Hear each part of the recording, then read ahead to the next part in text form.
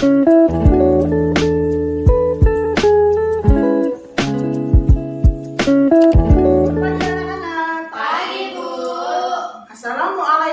warahmatullahi wabarakatuh. Waalaikumsalam warahmatullahi wabarakatuh. Nah, gimana kabarnya hari ini? Baik. Sehat ya? Sehat. Anak-anak semua sudah siap untuk belajar hari ini? Sudah.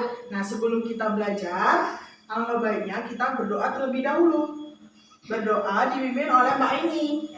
Berdoa, Mbak Ini dipersilakan. Siap, Bu.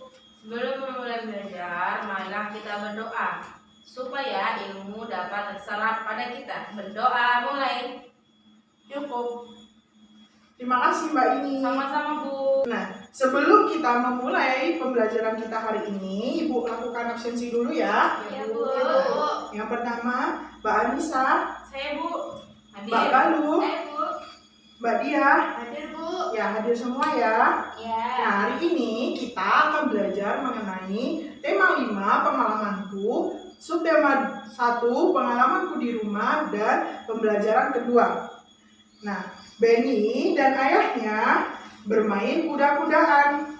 Benny menirukan posisi kuda yang diperagakan oleh ayahnya. Perhatikan gambar ini. Nah, di gambar ini Benny dan ayahnya sedang bermain kuda-kudaan. Benny menirukan posisi kuda yang diperagakan oleh ayahnya. Nah, sekarang anak-anak buka di halaman 14 di buku siswa ya. Ya, Bu. Di sini kalian pasti pernah ya bermain bersama orang tua. Bermain dengan orang tua pasti menyenangkan. Nah, sekarang anak-anak perhatikan gambar di halaman 14. Nah, ini. Di sini ada beberapa gerakan yang bertumpu dengan tangan. Gerakan ini dilakukan oleh Benny. Ada 3 gerakan, yaitu gerakan yang pertama adalah tengkurap dengan telapak kaki dipanjangkan, tangan ditegakkan sehingga badannya tegak. Gerakan ini disebut dengan push up. Nah, ini gerakan yang kedua. Gerakan ini juga dimainkan oleh Benny. Badan dipanjangkan menghadap ke lantai, tangan diluruskan bertumpu pada lantai, ujung kaki juga lurus bertumpu pada lantai. Gerakan ini juga disebut dengan push up. Gerakan yang ketiga, gerakan ini juga dimainkan oleh Benny.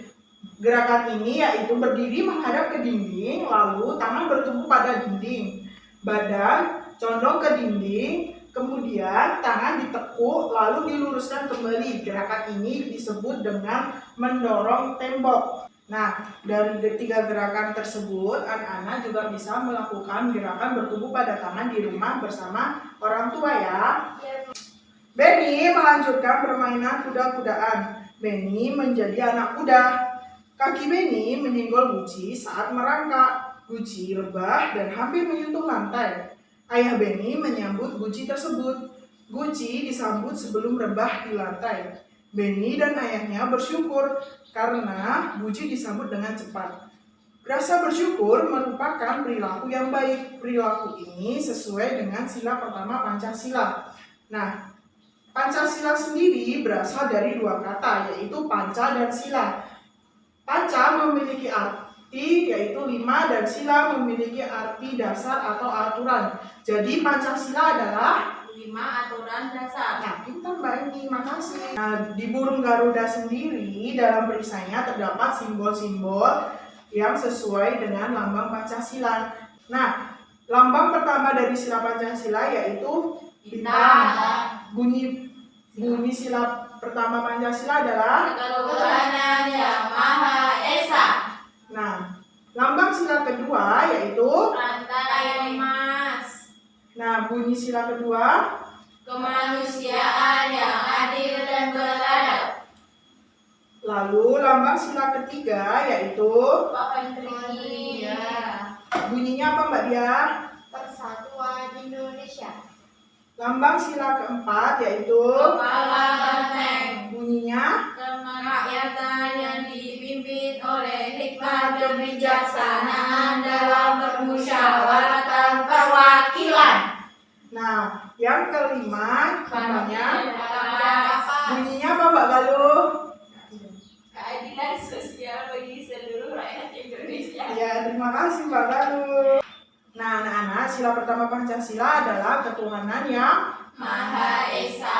Contoh penerapan sila pertama Pancasila seperti pada gambar ini. Nah, gambar ini yaitu menunjukkan kegiatan ibadah yang sesuai dengan sila pertama Pancasila. Nah, contohnya yaitu Beni dan keluarganya beribadah yaitu sholat Di masjid. di masjid ya. Ya. Nah, tadi Beni juga bersyukur kepada Tuhan. Beni bersyukur merupakan contoh penerapan dari sila yang pertama dari Pancasila. Nah, anak-anak di Indonesia sendiri terdapat 6 agama. Apa aja Mbak ini? Agama Islam, Kristen, Katolik, Hindu, Buddha, Konghucu, Bu. Nah.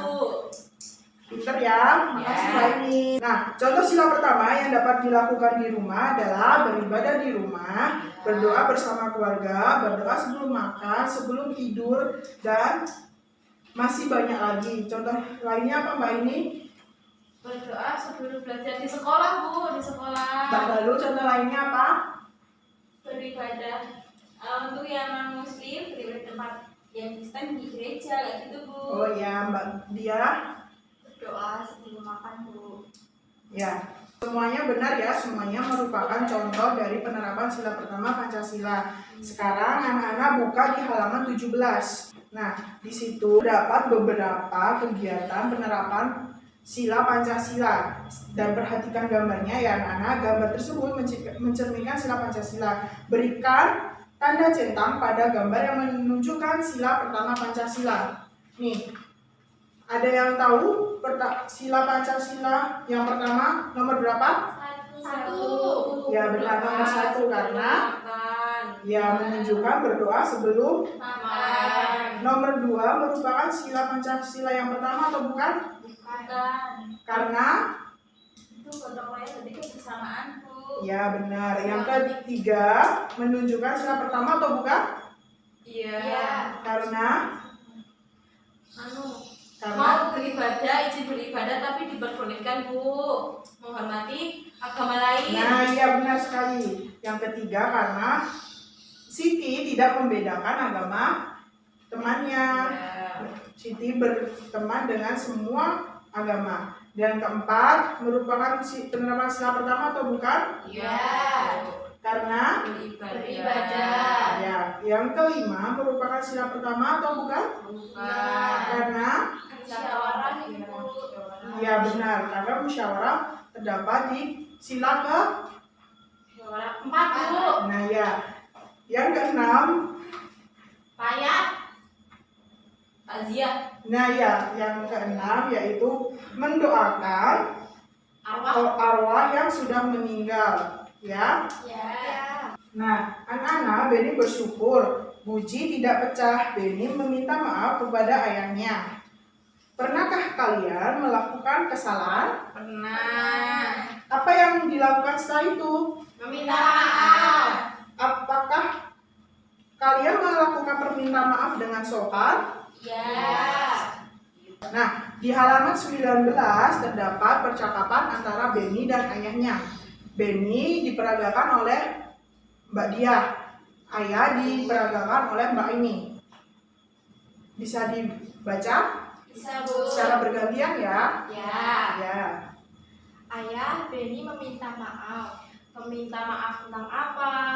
karena Beni kurang hati-hati. Iya, Nak. Ayah maafkan. Beni, lain kali harus hati-hati ya. Ya, Ayah.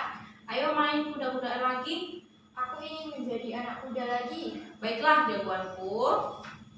Sudah, Bu. Sudah ya. Nah, dari percakapan tersebut kita bisa melihat bahwa Beni mengucapkan permintaan maaf dengan sopan dan baik kepada ayahnya. Nah, kalian kalau melakukan kesalahan harus benar-benar meminta maaf dengan baik dan sopan ya. Ya. Nah, masih ingatkah kalian tentang makna kalimat minta maaf? Di pembelajaran 1, kita sudah belajar tentang makna ungkapan permintaan maaf.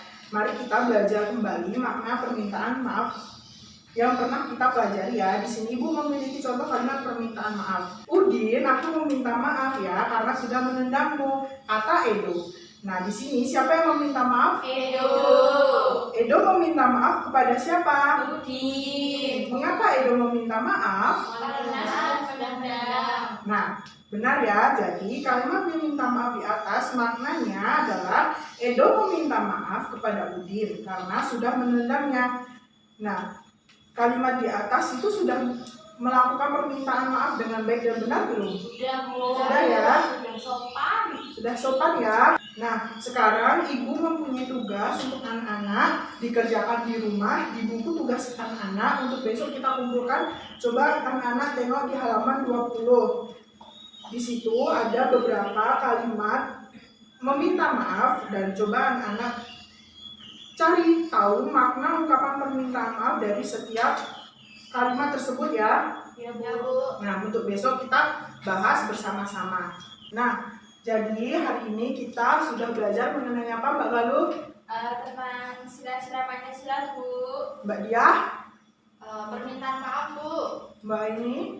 Sama, Bu. Sama ya? Ya. Nah, berhubung waktu kita sudah selesai, sebelumnya apakah ada yang mau ditanyakan? Enggak, Bu. Sudah jelas ya pembelajaran hari ini? Sudah. Nah, pembelajaran hari ini Ibu akhiri. Sebelumnya Ibu akan kasih hadiah untuk anak-anak karena anak-anak sudah rajin mengikuti pembelajaran. Mau. Ini hadiahnya untuk Mbak Reni Makasih, Bu. Mbak Galuh Makasih, Bu. dan Mbak Tia. Makasih, Bu. Nah, berhubung sudah selesai, Ibu akhiri sampai di sini. Kurang lebihnya Ibu mohon maaf supaya kita dapat belajar dengan baik ya. Nah, sebelum Ibu akhiri, mari kita berdoa untuk mengakhiri kegiatan pembelajaran hari ini. Berdoa itu yang penting. Berdoa mulai. Berdoa selesai. Cukup sekian. Terima kasih atas perhatian anak-anak semua untuk pembelajaran hari ini. Ibu tutup. Wassalamualaikum warahmatullahi wabarakatuh. Waalaikumsalam warahmatullahi wabarakatuh.